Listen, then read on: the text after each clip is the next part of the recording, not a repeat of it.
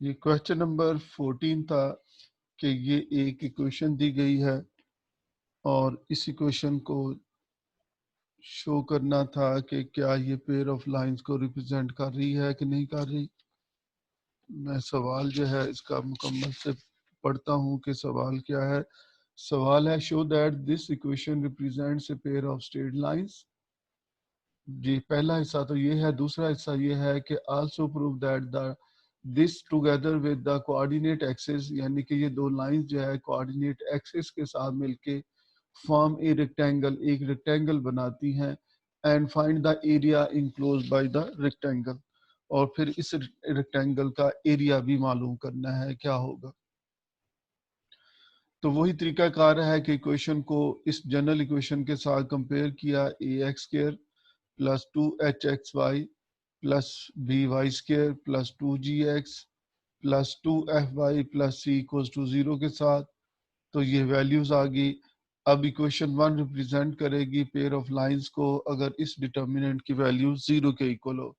तो ये डिटर्मिनेंट जो है आपको याद रहना चाहिए। तो इसमें इनकी वैल्यूज रिप्लेस करके इसको एक्सपेंड किया तो 0 इक्वल्स टू 0 आ गया। तो इससे प्रूव हो गया कि given equation represents a pair of lines.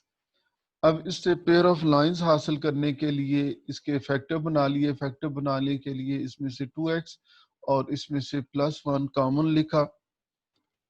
तो 2x और +1 जब इसमें से कॉमन लिखा है तो दो फैक्टर बन गए 2x + 1 और 8y - 3 इक्वल्स टू 0। तो इसका मतलब ये दो लाइंस की इक्वेशंस आ गई। एक आ गई 8y - 3 इक्वल्स टू 0 और दूसरी 2x + 1 इक्वल्स टू 0। इससे x की वैल्यू मालूम करें तो x इक्वल्स टू -1/2। तो that is x intercept is -1/2।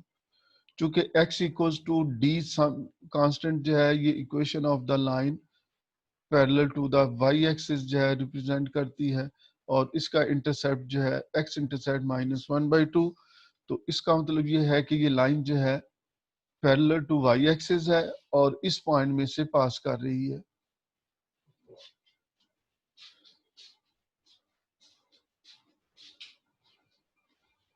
फिर इसके बाद equation of the line parallel to the Y axis.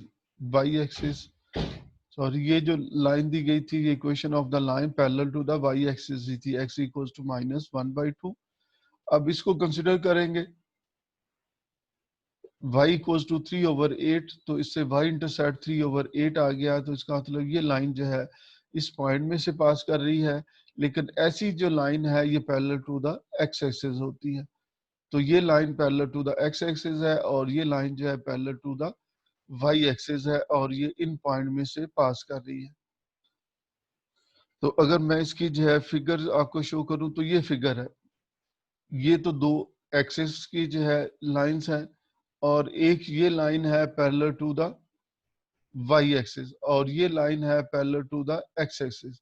तो जो y एक्सिस के पैरेलल है उसकी इक्वेशन x इक्वल्स टू -1/2 है और जो x एक्सिस के पैरेलल है उसकी इक्वेशन 3/8 के इक्वल आती है।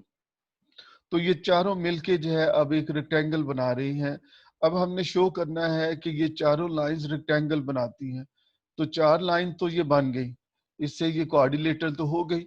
अब ये शो करना है कि ये कोऑर्डिनेटर जो है असल में रेक्टेंगल है, यानी कि इनके दरमियान ये एंगल जो है वो 90 का एंगल है। क्योंकि ये अपोजिट साइड्स जो है इक्वल भी हैं तो इसमें सिर्फ जो है 90 का एंगल जो है हमने साबित करना है। तो 90 का एंगल साबित करने के लिए a + b इक्वल्स टू 0 जो है मैंने मालूम किया। a क्या चीज होती है और b क्या है। a is the coefficient of x square, b is the coefficient of y square जो है। तो a की वैल्यू भी 0 और b की वैल्यू भी 0 के इक्वल है। तो इस वजह से जो है a + b इक्वल्स टू 0 आ गया। और जब a + b 0 आ जाए इसका मतलब ये लाइन जो है this implies that lines are perpendicular. और अगर लाइंस परपेंडिकुलर हैं तो इससे ये मालूम हो गया कि ये जो चारों लाइंस जो हैं ये मिलके एक रेक्टेंगल बनाती हैं और ये rectangle A O A C B जो है रेक्टेंगल बनती है। और अगर सी के कोऑर्डिनेट्स हम देखें तो इसके कोऑर्डिनेट्स -1/2। क्योंकि ये x की वैल्यू -1/2 है और y की वैल्यू इसकी 3/8 के इक्वल बनती है। तो therefore O A B C form a rectangle, कि ये एक रेक्टेंगल को रिप्रेजेंट करते हैं। ए प्लस बी 0 के इक्वल कैसे जो है, ये मैंने इस फार्मूले से आपको बताया था कि ये फार्मूला है दो लाइंस के दरमियान, पेयर ऑफ लाइंस के दरमियान एंगल का फार्मूला। ए प्लस बी 0 हो जाए तो ये इन्फिनिटी हो जाती है वैल्यू, जैसे कि ये यहाँ पर है इन्फिनिटी। इन्फिनिटी का मतलब ये है कि दोनों लाइंस के दरमियान एंगल 90 का बन रहा है। तो इसलिए जो है अगर लाइंस परपेंडिकुलर हो तो ए प्लस बी का 0 होना जरूरी होता है, या ए प्लस बी 0 हो तो लाइंस परपेंडिकुलर होती हैं। तो इसी के मुताबिक जो है ये यहाँ पर चेक किया गया है, चूंकि ए प्लस बी 0 के इक्वल है तो इससे ये मालूम हो गया कि ये लाइंस परपेंडिकुलर है। अब इसका एरिया मालूम करना है। Area of rectangle O A B C equals to 2 multiply by area of the triangle O A B. ये ट्राइंगल ओ ए बी का एरिया अगर हम डबल कर देंगे तो पहले रेक्टेंगल ओ ए बी सी का एरिया बन जाएगा। तो ट्राइंगल का एरिया मालूम करने के लिए हमें इसके वर्टिसेस चाहिए होंगे। ये वर्टिसेस दिए गए हैं, तो पहले ओ के वर्टिसेस इसमें 0 0 लिखे, फिर ए के वर्टिसेस -1/2 0 लिखे, और फिर बी के वर्टिसेस जो है इसमें 0 3/8 लिखे इस डिटर्मिनेंट में। और इस डिटर्मिनेंट को एक्सपेंड करके कैलकुलेट किया है तो ये -3/16 के इक्वल वैल्यू आई। नेगेटिव साइन इसका निगलेक्ट कर दिया जाए, चूंकि एरिया जो है हमेशा पॉजिटिव होता है। अगर ये पॉइंट्स हम आगे पीछे कंसिडर कर लेते तो ये ऑटोमेटिकली पॉजिटिव आना था। तो इससे फर्क नहीं पड़ता कि ये पॉजिटिव आएगा या नेगेटिव आएगा। तो इसलिए जो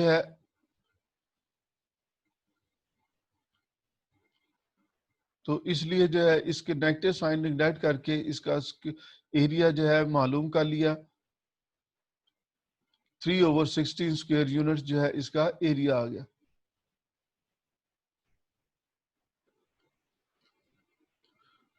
निगलेक्टिंग जो है इसका नेगेटिव साइन, और यही इस सवाल में हमने मालूम करना था। जी, किसी और ने कोई सवाल पूछना है तो पूछ सर ले। आपकी आवाज जी नफीस, आपकी आवाज भी ठीक। कट कट के आ रही है, ये पता नहीं ये क्या सही मसला है। क्लियर नहीं आ रही। जी शायद जो है कोई इसमें नेट के जो है कोई इशू हो रहा हो जिसकी वजह से आवाज नहीं, मेरे ख्याल में आहिस्ता आहिस्ता ठीक हो जाएगी इंशाल्लाह।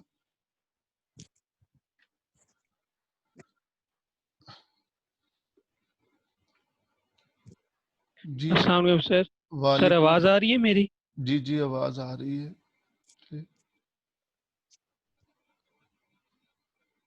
सर अभी आपकी आवाज़ आई है, ये क्वेश्चन समझ ही नहीं आया। जी इसको जो आप दोबारा फिर नेट से देख लीजिएगा, क्योंकि लास्ट टाइम भी ये मैंने जो है बता दिया था आपको, हल किया था। अब फिर जो है आवाज का कोई दरमियान में इशू हो रहा है।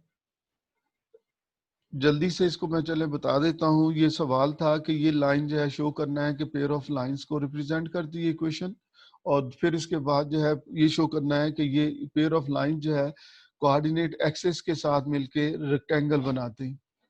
तो इसको इस जनरल इक्वेशन के साथ कंपेयर करके कोएफिशिएंट्स मालूम किए, और इन कोएफिशिएंट्स को डिटर्मिनेंट जो है ये कैलकुलेट किया है तो ये 0 के इक्वल आ गया। इससे प्रूव हो गया कि गिवन इक्वेशन जो है पेयर ऑफ लाइंस को रिप्रेजेंट कर रही है।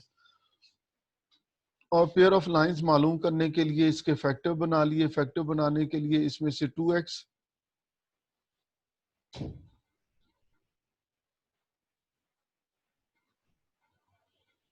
ये जोकल आरफीन, ये आप इसको जो है बंद कर दें। ये कंट्रोल जो आपका है इससे डिस्टरबेंस हो रही है।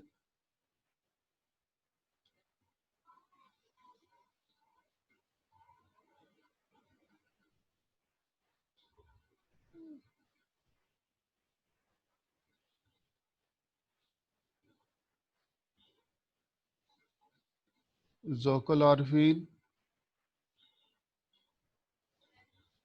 आप अपने जो है ये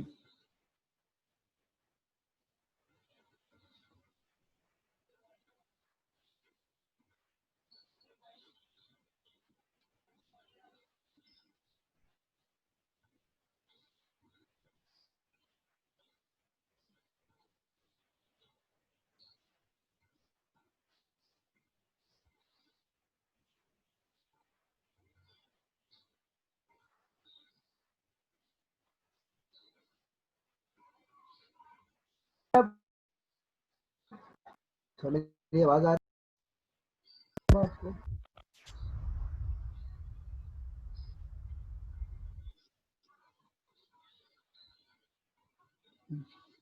जी, आवाज ज़ौकुल आरफिन आ रही है आपके? ये कोई आप के साथ ये कंट्रोल था? जी आ रही है सर। जी जी सर आप मुझे आवाज आ रही है? ये अपना ये कंट्रोल जो है आप स्क्रीन शेयर का जो है ना ये ना जी अपने सर, पास रखें, ये ऑफ रखें सारे जो है। तो मेरी तरफ कंट्रोल आ गया सर, मैंने ऑफ जी कर दिया हो। जी sir.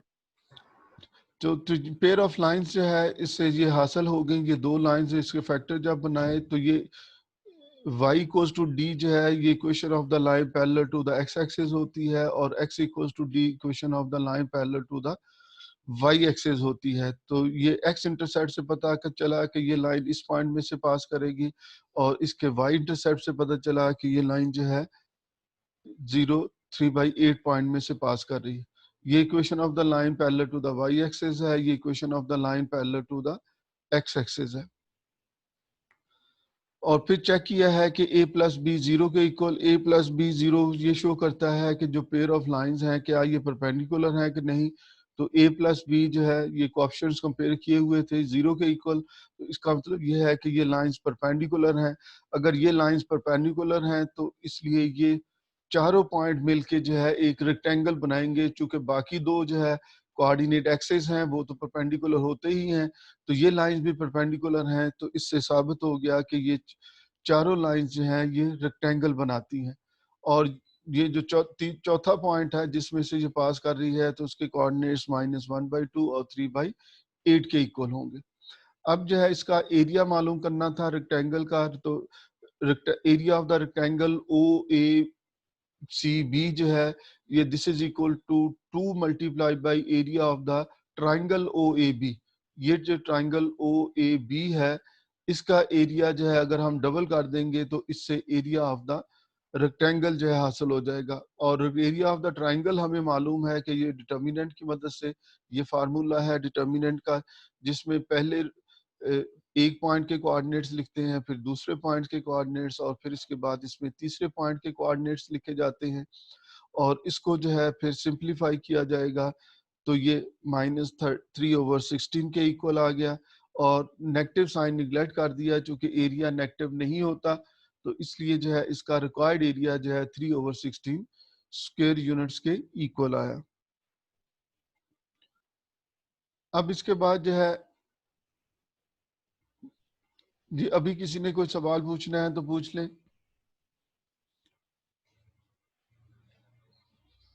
Sir area of rectangle जो होता है वो ट्रायंगल का डबल होता जी है। जी जी जी कोई सी भी 3 पॉइंट से ट्राइंगल बना के उसके एरिया को डबल कर दें तो एरिया मालूम हो जाता है।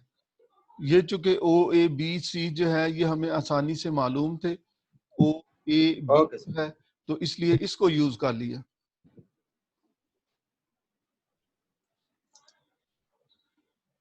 इसके बाद है नेक्स्ट क्वेश्चन नंबर 15 है और क्वेश्चन नंबर 15 है okay sir. show that an equation of the rectangular hyperbola referred to its asymptotes as axis is x dash y dash equals to -1/2 जो है। तो इसके जो है हमने शो करना है कि इसके जो है इक्वेशन, ये जो इक्वेशन हमें दी गई है ये रेक्टेंगुलर हाइपरबोला है। रेक्टेंगुलर हाइपरबोला इसे कहते हैं जिसमें a और b की वैल्यू इक्वल होती है। वैसे तो हाइपरबोला की equation x² / a² - y² / b² equals to 1 होती है, लेकिन ये एक ऐसा जो है हाइपरबोला है जिसमें a इक्वल्स टू 1 और b इक्वल्स टू 1 है और a और b जब इक्वल हो जाते हैं तो इससे जो है रेक्टेंगुलर हाइपरबोला बनता है। तो ये एक रेक्टेंगुलर हाइपरबोला की जो है इक्वेशन है। अब equation of the asymptote to the hyperbola is, तो अगर हमें इक्वेशन ऑफ द हाइपरबोला से इक्वेशंस ऑफ द असिम्प्टोट्स लिखनी हो तो इसके कांस्टेंट टर्म को जीरो कर देते हैं। तो कांस्टेंट टर्म को जो है जीरो किया तो X square minus Y square equals to zero आ गया। तो ये इक्वेशन इसके जो है असिम्प्टोट्स की इक्वेशंस आ गई हाइपरबोला की। इसके फैक्टर बनाए तो ये दोनों असिम्प्टोट्स आ गए, एक आगे y equals to minus x और एक आगे y equals to x. y equals to x जो है ये एक ऐसी लाइन की इक्वेशन होती है जो फर्स्ट और थर्ड क्वाड्रेंट को बाइसेक्ट करती है, जबकि y equals to minus x एक ऐसी लाइन की इक्वेशन है जो सेकंड और फोर्थ क्वाड्रेंट को बाइसेक्ट कर रही होती है। तो ये दोनों जो है ये इस तरह की है, एक असिम्प्टोट ये आ गया, ये किसको जो है इंटरसेक्ट कर रहे हैं, ये सेकंड और फोर्थ क्वाड्रेंट को, और ये y इक्वल्स टू एक्स की इक्वेशन है, और ये जो है इसको इंटरसेक्ट कर रहे बाइसेक्ट कर रहे हैं सॉरी जो है फर्स्ट और थर्ड क्वाड्रेंट को। तो चूंकि जो है ये फर्स्ट और थर्ड क्वाड्रेंट को बाइसेक्ट कर रहे हैं और पहले क्वाड्रेंट का एंगल 90 होता है, जब इसको बाइसेक्ट किया जाए तो ये 45 एंगल रह जाता है। तो इससे ये मालूम हुआ कि ये y इक्वल्स टू एक्स ये जो लाइन है ये लाइन इसको जो है बाइसेक्ट कर रही है, और बाइसेक्ट कर रही है किस एंगल पे, 45 एंगल पे जो है ये 45 एंगल बना रही है एक्स एक्सिस के साथ। If we consider these lines as the axis, अब अगर हम इन लाइंस को, ये जो असिम्प्टोट्स हैं, इन लाइंस को एक्सिस कंसिडर करें तो इसके लिए हमें जो है इन एक्सिस को रोटेट करना पड़ेगा थ्रू एन एंगल 45 डिग्री। तो ये इसकी जो है angles sorry equations of rotation है। ये क्वेश्चंस और रोटेशन आप सेकंड ईयर में पढ़ चुके हैं, ये शायद हमने जो है चैप्टर 8 में भी कहीं जो है यूज की थी, लेकिन अलग से भी जो है इसको आप याद रख सकते हैं।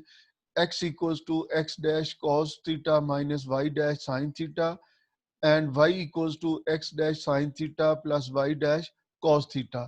थीटा इसमें एंगल ऑफ रोटेशन है जिसकी वैल्यू यहाँ पर 45 आती है।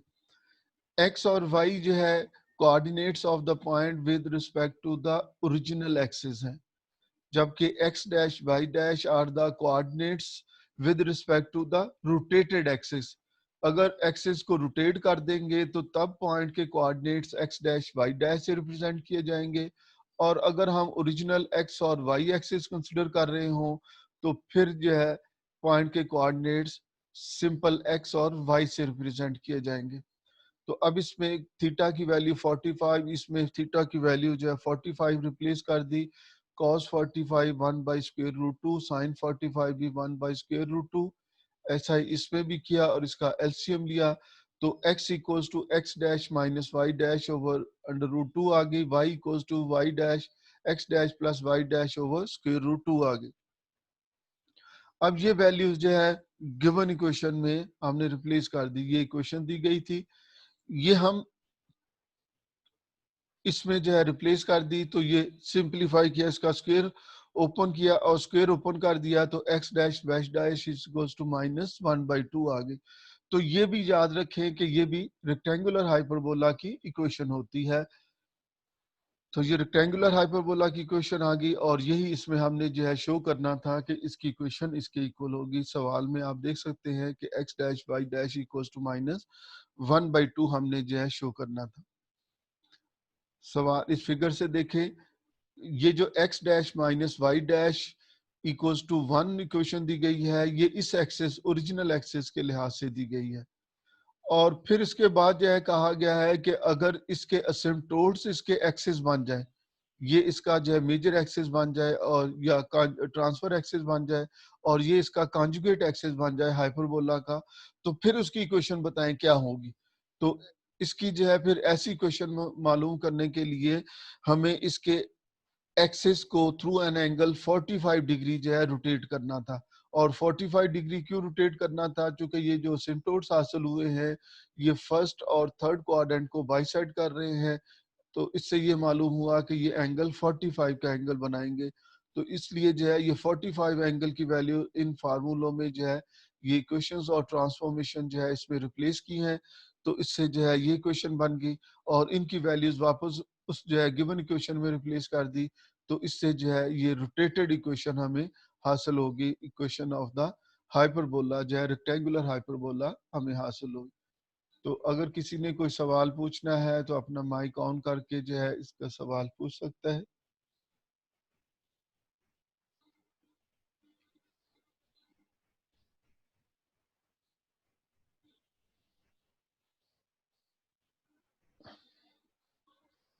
जी अगर नहीं किसी ने कोई सवाल पूछना तो फिर इसके बाद जो है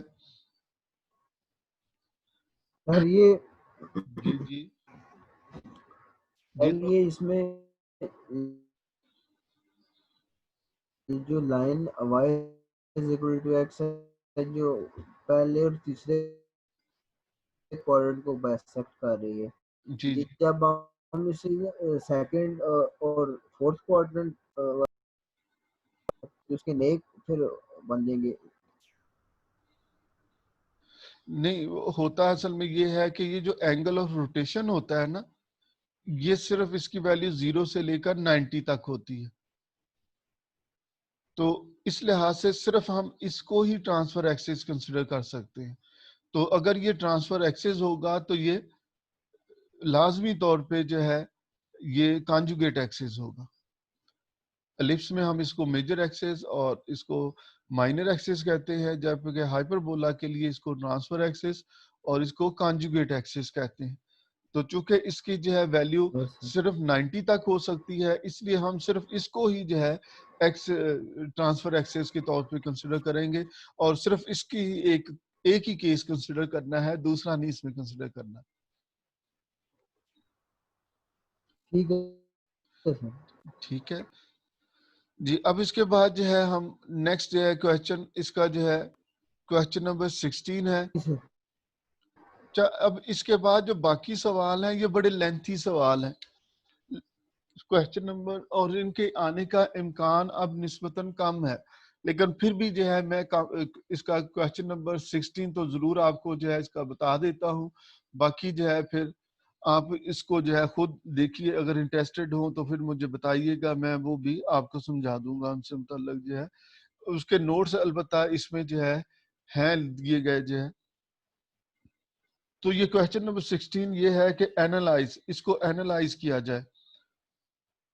द कॉनिक, इस कॉनिक को एनालाइज करना है, यानी कि ये किस चीज का कॉनिक है, कॉनिक की इक्वेशन है, ये कौन सा कॉनिक है, एक तो ये एनालाइज करना है। अच्छा, जिस फॉर्म में दिया गया है ये इस फॉर्म में तो कोई कॉनिक की इक्वेशन नहीं है, इसके लिए हमें इसको जो है कन्वर्ट करना पड़ेगा। तो इसको कन्वर्ट करने के लिए इसका स्क्वायर किया, दोनों तरफ स्क्वायर किया, तो इसका स्क्वायर रूट अभी भी खत्म नहीं हुआ, तो इसका फिर स्क्वायर रूट खत्म करने के लिए इसका दोबारा से स्क्वायर किया दोनों तरफ। तो दोनों तरफ स्क्वायर किया तो ये इस फॉर्म में इक्वेशन आ गई। अब इस इक्वेशन को इस तरह की जनरल इक्वेशन के साथ कंपेयर करते हैं, जो शुरू से हम जो है लिखते आ रहे हैं, A X square plus B Y square plus 2hxy plus 2gx plus 2fy plus c equals to 0, a equals to 1, b equals to 1, h equals to -1, g equals to -1, f equals to -1 and c equals to 1 की value इससे हासिल हुई।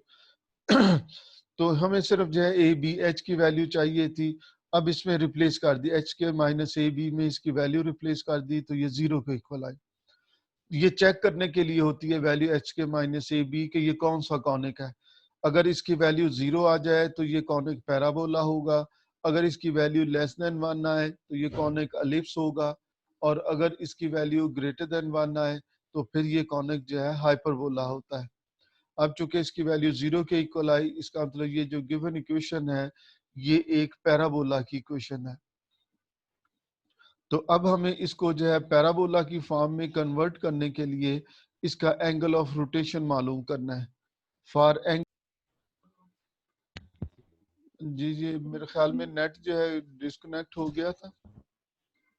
अब जो है आवाज आई है सबको? जी सर आ रही है।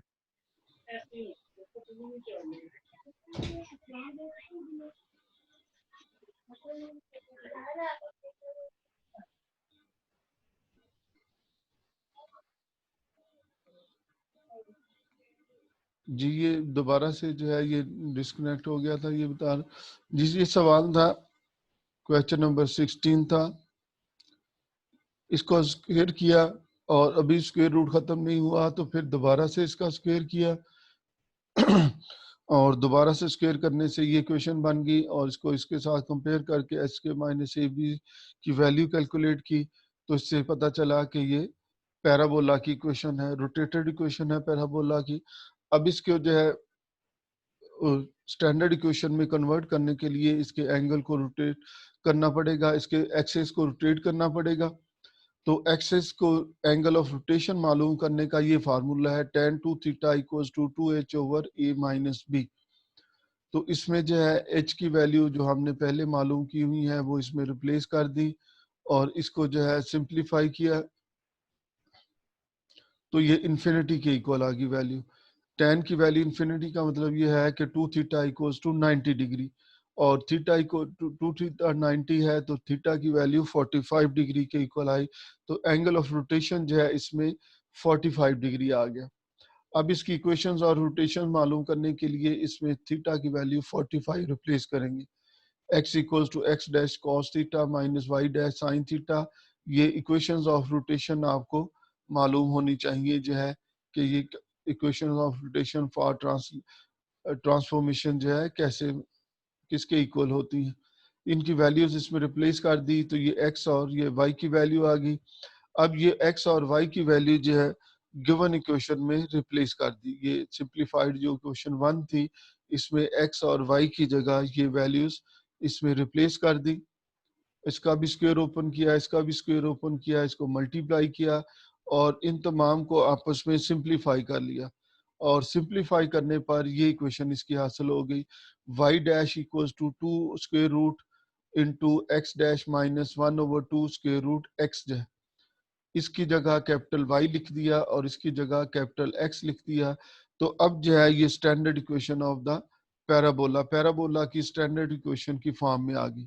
इसमें y मैंने किसको कंसिडर किया है, y equals to y dash को कंसिडर किया है। ये y स्क्वायर कह दें, चूंकि अगर इधर स्क्वायर है तो इधर भी स्क्वायर होना चाहिए और अगर स्क्वायर नहीं है तो इधर भी स्क्वायर नहीं होना चाहिए। तो y equals to y dash है या y square equals to y dash square है और x equals to capital X equals to x dash minus 1 over 2 square root x के इक्वल है।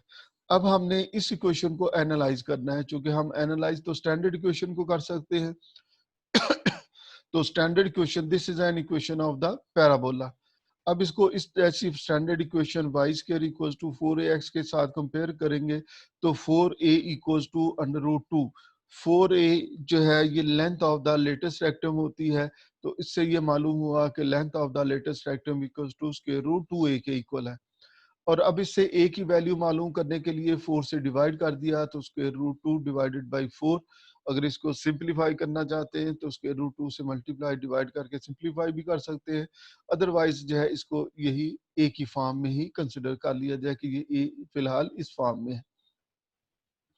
अब ये जो हमने इक्वेशन वैल्यूज मालूम करेंगे ये तो कैपिटल X और Y की हैं, जबकि हमें ओरिजिनली जो है स्मॉल x और स्मॉल y की वैल्यूज चाहिए होंगी तो इसके लिए हम पहले से मालूम करके रखते हैं कि x डैश और y डैश किसके इक्वल होंगे। तो ये जो वैल्यूज हम मैंने मालूम की थी ये जो इक्वेशन 2 और 3 में है, इसको इधर मल्टीप्लाई कर दिया, इसको इधर मल्टीप्लाई करके इनको एक बार ऐड किया और एक बार इन दोनों इक्वेशंस को सब्ट्रैक्ट किया। तो जब ऐड किया तो इससे एक बार x डैश की वैल्यू हासिल होगी और एक बार y डैश की वैल्यू। इक्वेशन 2 और 3 को हमने सॉल्व करना है, ऐड करके सब्ट्रैक्ट करके जिस तरह से भी सॉल्व किया है तो इससे x डैश और y डैश की वैल्यूज आ गई।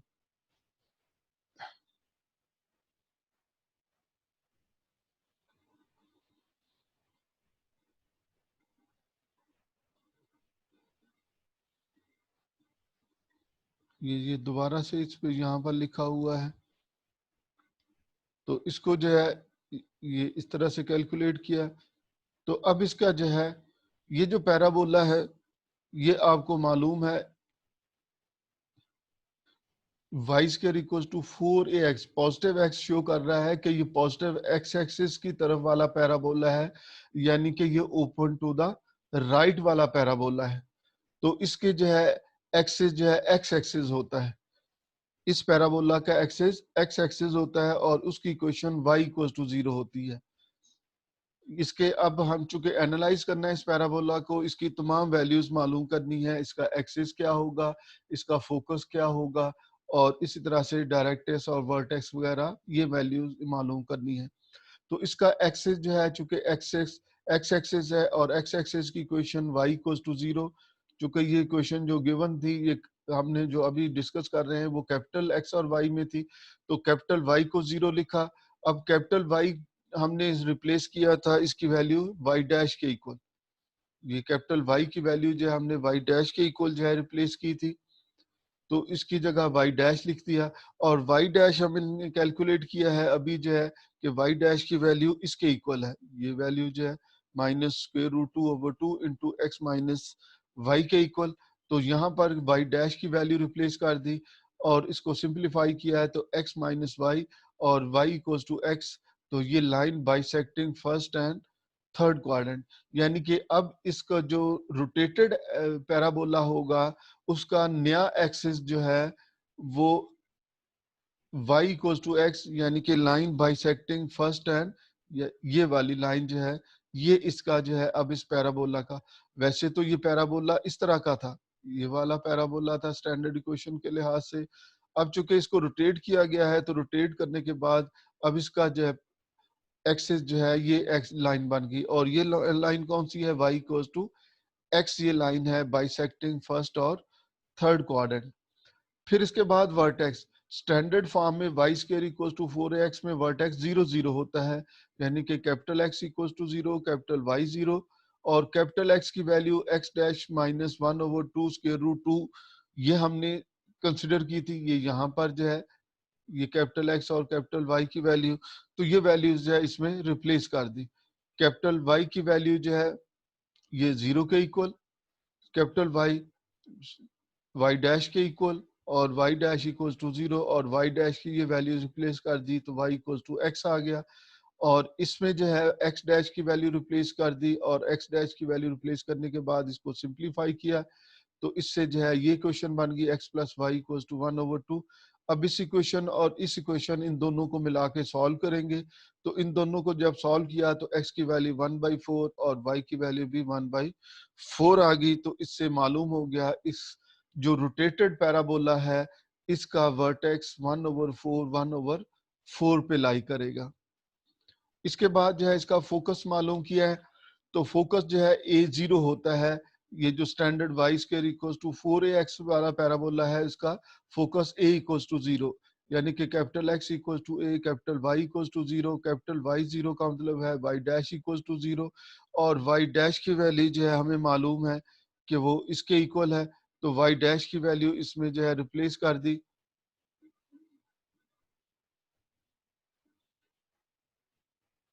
जी y डैश की ये वैल्यू है -√2/2 इंटू एक्स माइनस वाई के, तो इसको यूज करेंगे तो इससे जो है ये इसकी वैल्यू आ जाएगी, और x इक्वल्स टू a, ये x डैश की वैल्यू कैपिटल x की value x dash -1/2 square root a लिख ली, और ये a की वैल्यू जो हमने शुरू में जो है यहाँ से कैलकुलेट कर ली थी, ये a की वैल्यू इसमें रिप्लेस कर दी।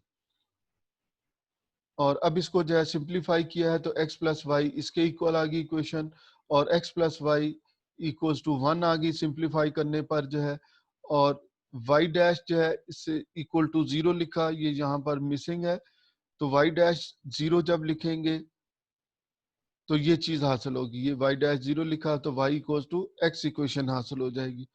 तो y इक्वल्स टू x इसमें जो है रिप्लेस कर दी, तो x equals to 1/2, y equals to 1/2। तो अब जो रोटेटेड पैराबोला है इसका फोकस 1/2 और 1/2 पे लाई करेगा, और length of the latest rectum चूंकि 4a के इक्वल होती है, तो 4a ये वैल्यू a की वैल्यू इसमें रिप्लेस कर दी, तो स्क्वायर रूट 2 जो है इसकी वैल्यू आ गई। और डायरेक्ट्रिक्स इसका जो है जो स्टैंडर्ड में था ये वाला तो इसका directrix parallel to the y axis, और उसकी equation x equals to -a होगी। Capital x equals to -a, capital x की वैल्यू पहले इसमें रिप्लेस कर दी, और फिर x डैश की वैल्यू इसमें रिप्लेस करके इसको सिंप्लीफाई किया है, तो x plus y equals to 0, y equals to -x, यानी कि line bisecting first and second and fourth quadrant, तो ये लाइन जो है अब इसका डायरेक्टेस्ट बनेगी। तो अब इसके फोकस के लिहाज से ये क्वेश्चन और इस ये length of the latest rectangle √2 के इक्वल कंसिडर की, ये वाली कंसिडर करते हुए, और इसका वर्टेक्स जो है 1/4 पे कंसिडर करते हुए इसकी जो है ग्राफ ड्रा किया, तो ये इसका ग्राफ आ गया। लेस देन 1 मिनट रह गया है, कोई जल्दी से कोई सवाल पूछना चाहे तो पूछ ले। पहले तो ये सवाल आता था, अब जो है इम्कान निस्बतन कम है क्योंकि बहुत लेंथी सवाल है, लेकिन फिर भी एक सवाल जरूर जो है तैयार कर ले। कोई जो है सवाल इससे रिलेटेड?